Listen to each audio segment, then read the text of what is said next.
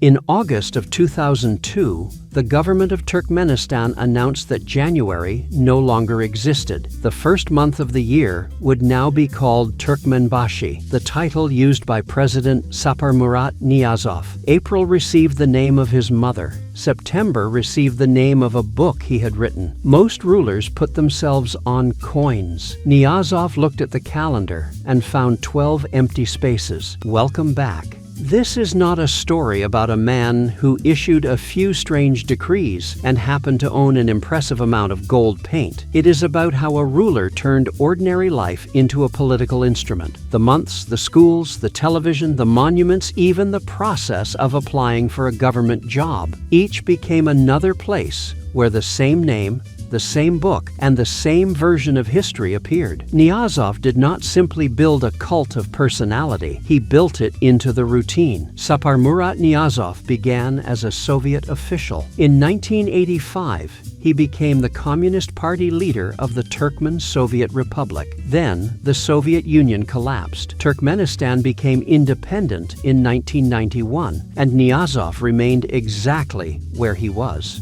He won an uncontested presidential election the following year, adopted the title Turkmenbashi, leader of all Turkmen, and in 1999 was made president for life. The ideology around him changed faster than the man himself. Lenin disappeared from the wall. Niyazov stepped into the empty frame. A new country needed symbols, heroes, traditions, and a story about itself. Conveniently, its president was prepared to provide all four. The clearest symbol stood in Ashgabat. The Monument of Neutrality was crowned by a gold-plated statue of Niyazov, more than 30 feet tall, mounted on a mechanism that turned it toward the sun. The country had official neutrality. The president had celestial scheduling. Portraits of Niyazov appeared in public buildings, on currency, on television, and across the capital. His image did not merely represent the state, it occupied the space where the state was supposed to be. Then came the calendar. In August of 2002, the government renamed every month and most days of the week. January became Turkmenbashi,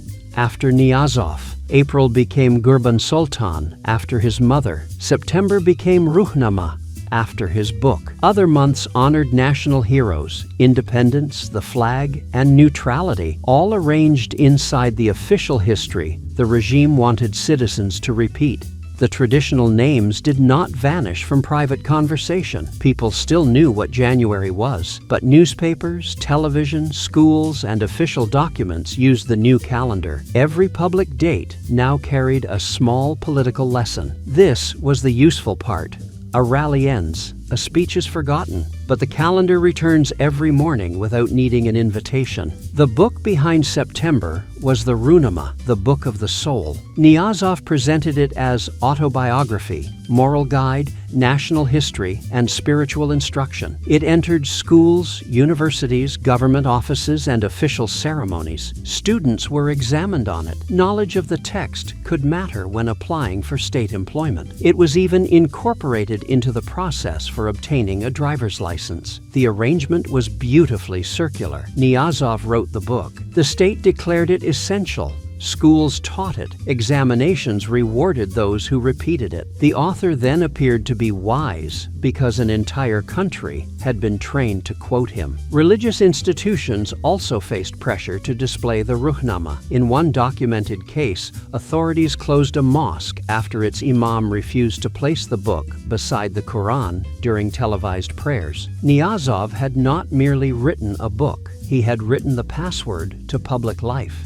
From outside Turkmenistan, all of this looked almost comic, a rotating golden statue, months renamed after a president, his mother, and his own book. Promises of spiritual reward for reading it. The stories were perfect for foreign newspapers. They also made the system easier to misunderstand. Independent media could not operate freely. Political opposition was suppressed. Religious activity, education, travel, and public organizations were tightly controlled. While the outside world laughed at the golden statue, people inside the country still had to live beneath the institutions that held it up. The eccentricity was not separate from the repression. It was the part of the repression that photographed well. The mechanism worked in 4 steps. First, remove competing stories. If independent media and opposition disappear, the official version has fewer places to be challenged. Second, repeat one story everywhere. The president becomes the face on the wall, the voice on television, the author in the classroom, and the name on the calendar. Third, turn loyalty into routine. A slogan may be ignored. A required examination cannot. A monument can be avoided. An official date cannot. And fourth, make obedience look like belief. The important question was not whether every citizen sincerely admired Niyazov. It was whether anyone could safely behave as though they did not. That is how propaganda becomes infrastructure. Niyazov died in December of 2006. Afterward, the most visible parts of his cult began to recede. The traditional month names were restored in 2008. The rotating statue was removed from central Ashgabat and rebuilt elsewhere. The Rohnama gradually lost its privileged position in examinations and education. The portraits changed. The system did not disappear. Niyazov's successor reduced parts of the old cult while building a public image of his own. The calendar returned to normal. Political power remained concentrated. A country can remove a statue much faster than it can remove the machinery that made the statue possible.